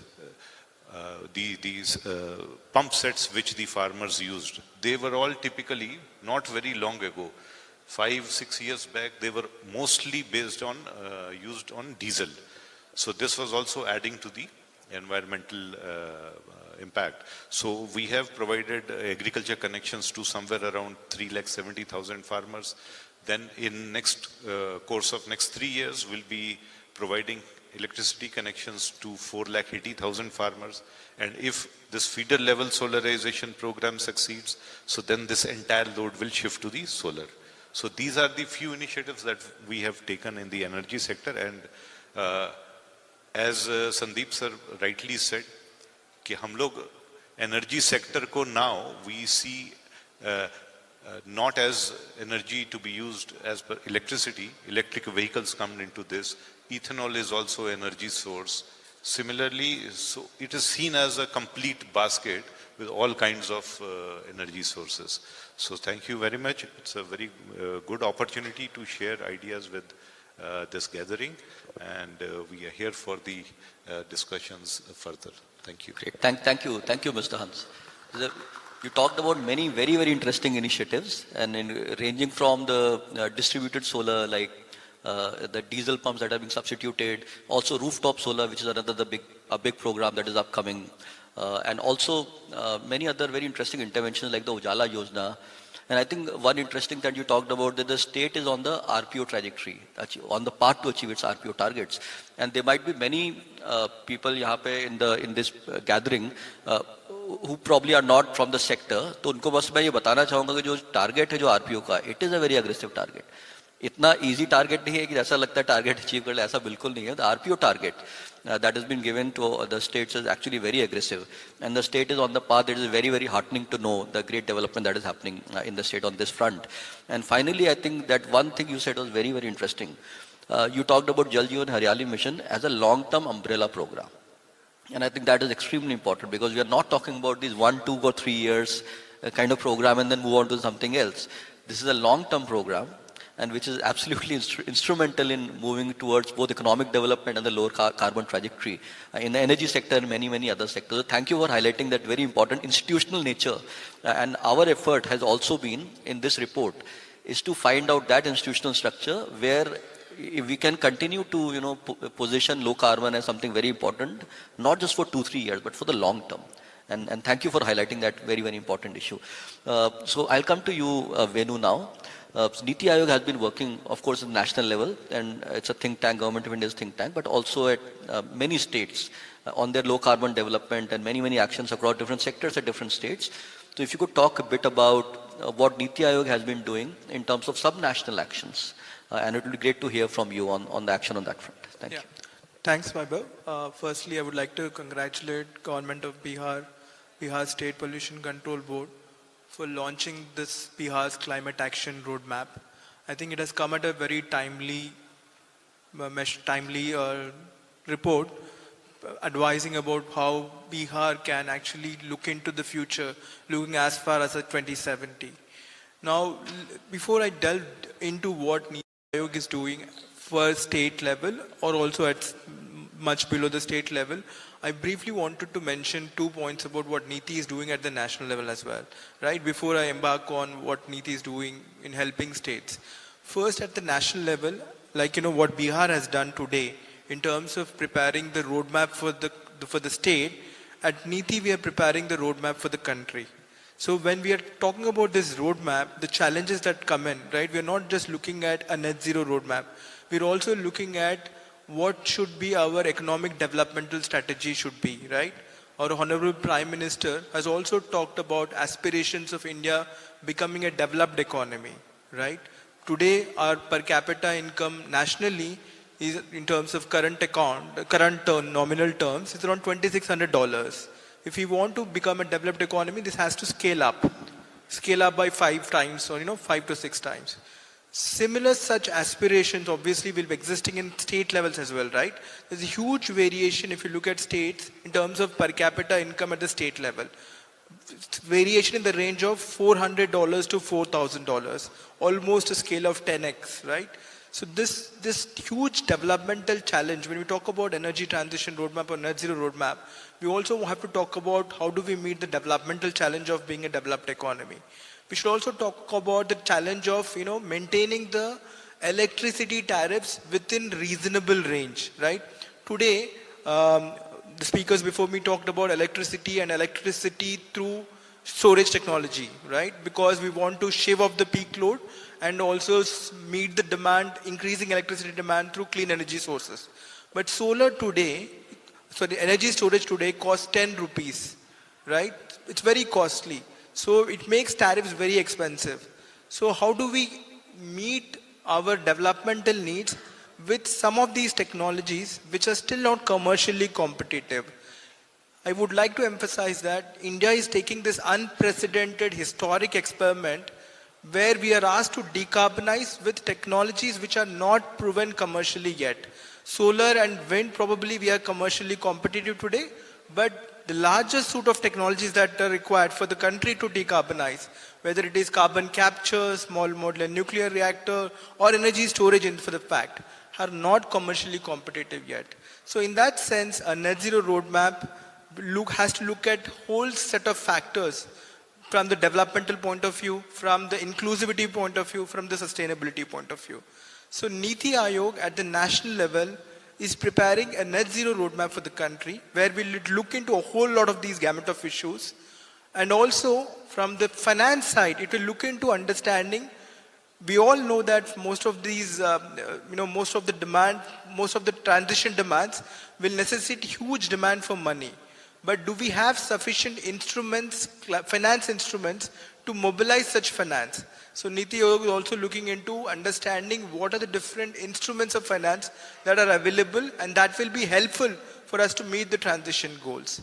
So in that context, what's happening at the state level, what Bihar has done is very important, because they are looking at whole lot of these gamut of issues. What they've looked in terms of, they looked at waste sector, they've looked at agriculture sector, they've looked at overall net zero strategy, they've looked at how the structure of the economy will change. And the next set of action I would recommend Bihar, and where Niti can also support, is to look at how this can probably convert into budgetary outlays for specific dedicated programs, which will then eventually move towards implementation. How do we enable public-private partnerships? How do we enable, attracting philanthropic funding? How do we enable attracting venture capital funding and other forms of finance, blended finance and other forms? I'm not emphasizing a lot of other things here. Now, to talk specifically what Niti is doing in terms of helping states to design these roadmaps or design these strategies, Niti has in fact launched a mission called State Support Mission, under which we are helping the state governments to set up state Aayogs. The purpose of the state Aayogs is to look at and prepare the vision of the state and how the state intends to prepare its developmental strategy, not restricted primarily to energy sector or to the environment. It has to look at more comprehensively in terms of urban development, agriculture sector, in terms of jobs, employment, other things. So state Aayogs are going to be the ones that will visualize how the state will develop itself in the coming decade or so. So this is the first work that Niti is planning to, is doing at the state level. The second, which is also very important, is that in the coming week, we're going to launch a unique portal called Knowledge Portal. This is a unique platform where the best practices, policies, data, as granular as a district or a block, will be curated and available on a single platform. So this state knowledge portal is hopefully going to be launched in the coming week. This platform will contain best practices which are probably implemented at a state or a district or a block level, which then can probably, the Bihar's excellent program on ethanol blending, how Bihar is using its grains primarily to produce ethanol without conflicting the food security angle, right? So that best practice can probably be inspiration for some other states. So this is a platform where such practices will be showcased and probably can be adopted by other states. The third important work that I think which the Niti is also doing is to help state build capacities to prepare these roadmaps of energy transition and roadmap for net zero. We have done a workshop in September last year, Gujarat, where we have participation from huge state departments understanding what net zero actually entails. What does a state net zero entails? What are the aspects that they should consider? What are the different capacity needs for the states to, prepare a net zero roadmap? Once you have the roadmap, how do we convert the roadmap into actionable policies and actionable policies linked to budgetary outlay, both from the public and also from the private? So these are some set of actions that Niti is helping the states to, build on. Let me stop here, Vaibhav, and Thank you. pass it on back to you. Thank you, Venu. First of all, thank you for sharing the information about state Aayogs. ये नया initiative है नीति आयोग का. And through the state portal, knowledge portal also, you seek to help many states in terms of implementation of all the actions that they have already thought about.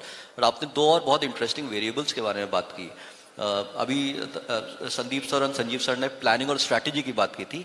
आपने दो बहुत important variables की बात की. एक affordability, that it cannot happen that हम climate mitigation तो कर रहे हैं बट बिजली बहुत एक्सपेंसिव हो जाए या फूड बहुत एक्सपेंसिव हो जाए. तो affordability is a very very important concern for our economy.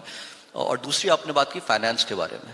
इसके बारे में बहुत बड़ा डिस्कशन हो रहा है. We know that many of these actions are costly, specially if we want to accelerate. तो ऐसा नहीं है कि गवर्नमेंट के पास फिजिकल स्पेस इतना है, बिकॉज हमारे डेवलपमेंटल चैलेंजेस एजुकेशन हेल्थ वाले इतने हैं कि ज़रूरी नहीं है कि हमारे पास बाकी सेक्टर्स के लिए इतना फाइनेंस है.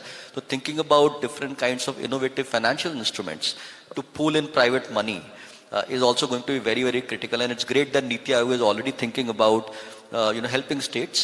And आपका focus I think बहुत सारा आपने जो कहा implementation, how do you takes from plan to implementation. And that's why Niti Aayog is really ready to help many states. So thank you for sharing all that very useful information. अभी ऋतु मैं आपके पास आऊँगा अभी. ICLEI, as we know, is very famous in terms of working on waste management issues across the country, across the world, in fact.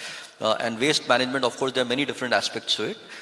One, of course, is, that waste itself is, maybe we have to recycle more itself, it's not so good. But there is also this low carbon angle, why we have kind of gathered today. We know waste leads to methane emissions, solid waste, but also industrial wastewater, domestic wastewater.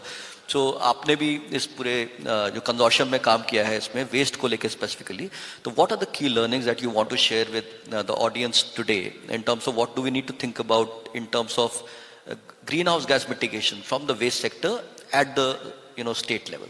Please. Thank you, Vaibhav. I would like to extend thanks to everybody. It's a privilege for me to join the panel and share our experiences on developing this climate resilient low carbon development pathway, focusing specifically on the waste sector. With the support of all the partners, I think this was one of the sector where we tried to engage with as many stakeholders, as many key actors possible, including right from the Department of Environment, Forest, Climate Change, State Pollution Control Board, and our partners like WRI, UNEP, Shakti. From what we saw, from what our experience has been in, particularly in the state of Bihar, it's not something that is very peculiar. A lot of Indian states are struggling with the issue of waste management. The reasons could be either financials, technical, institutional. What we found over here was that this was one of the sector where the state needs a strong hand-holding.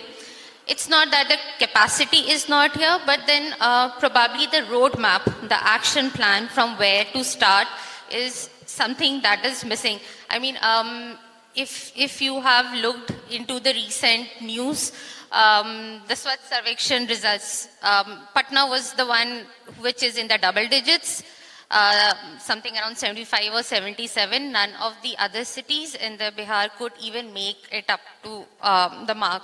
Of course, we have to take the results with a pinch of salt, but then we know that this is one of the sector where all the decision makers are really struggling.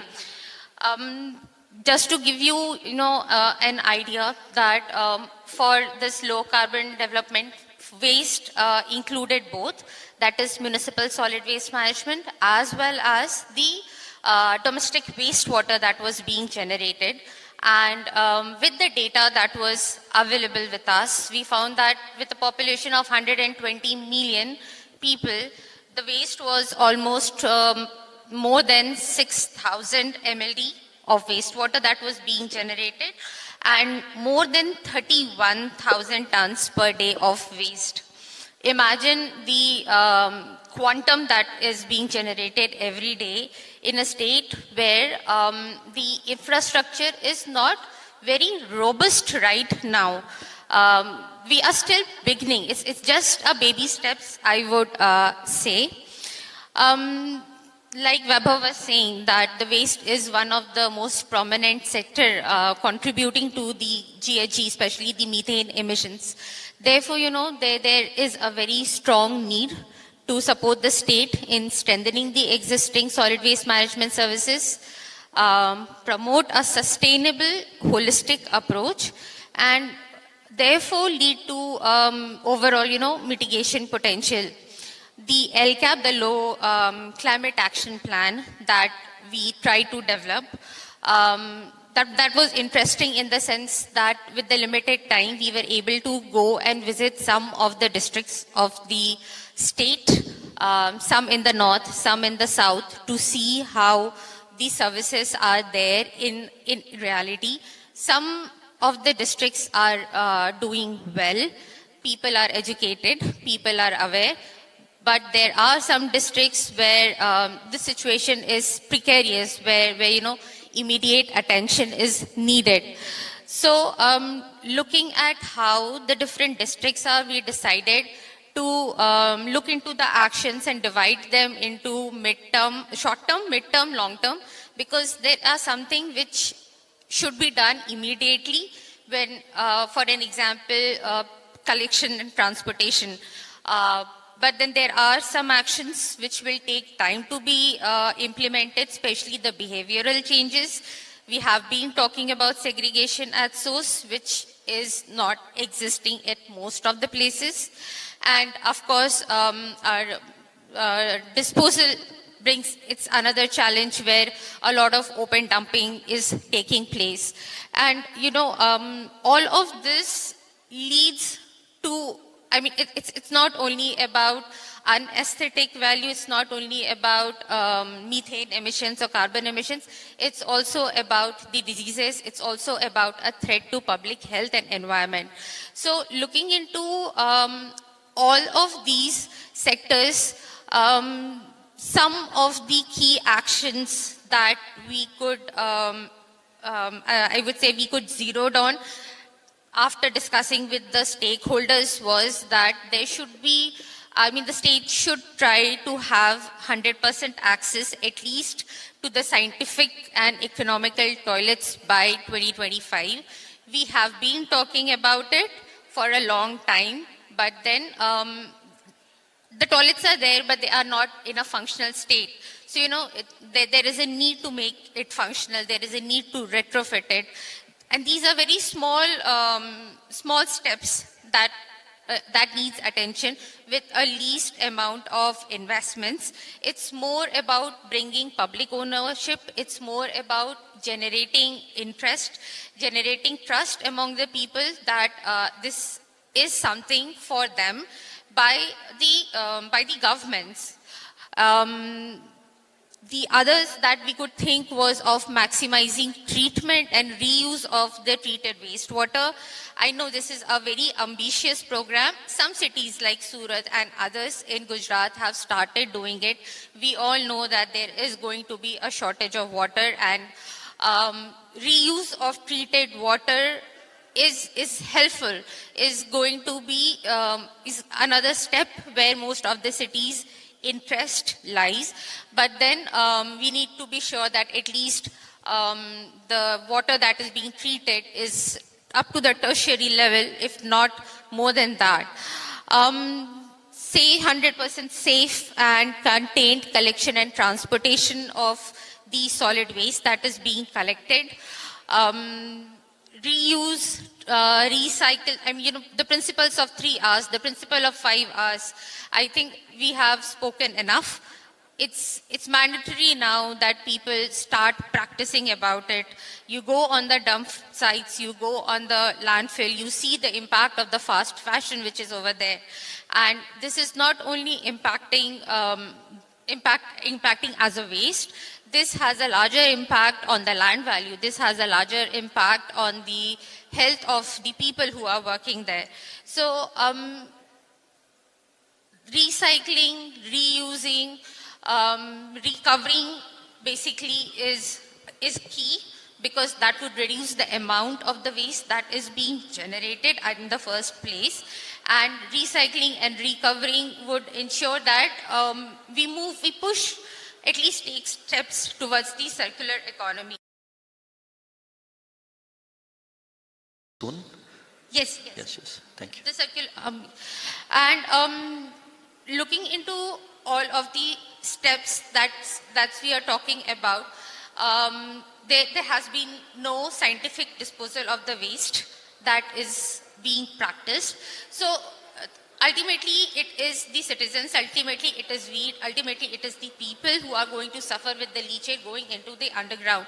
So these were some of the very important and the pertinent aspects that we focused in the low carbon action plan, considering the investments that is needed, considering the finances that is needed, also looking into the institutional and the technical capacity of the entire system that is existing.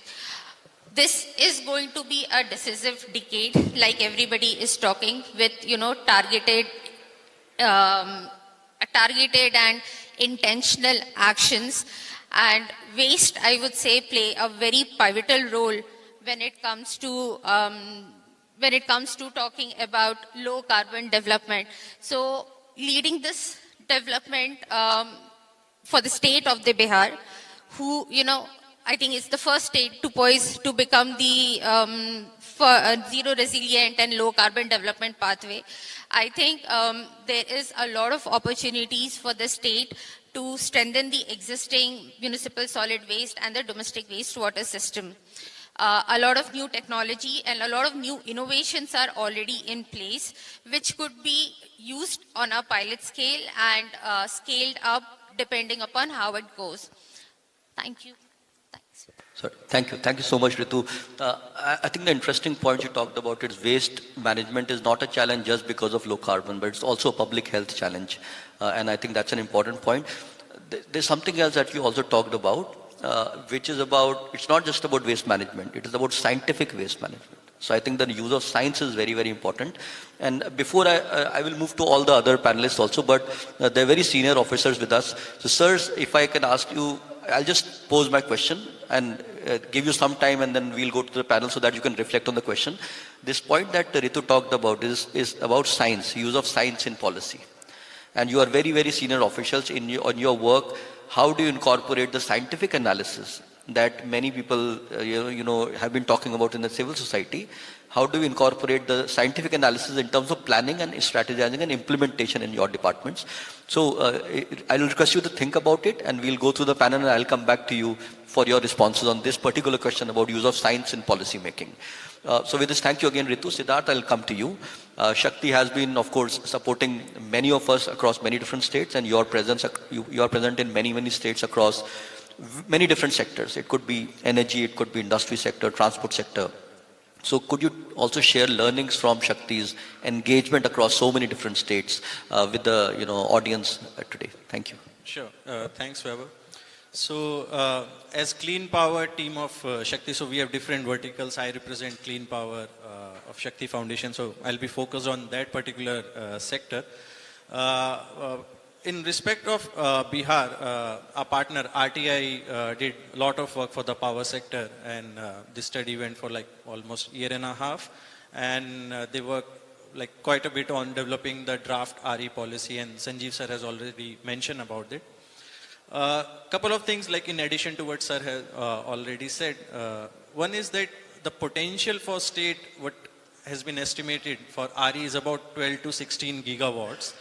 And surprisingly, wind also plays some good part to it. And now with higher hub heights, 120 meter, 150 meter technology is available. Probably it's time, maybe that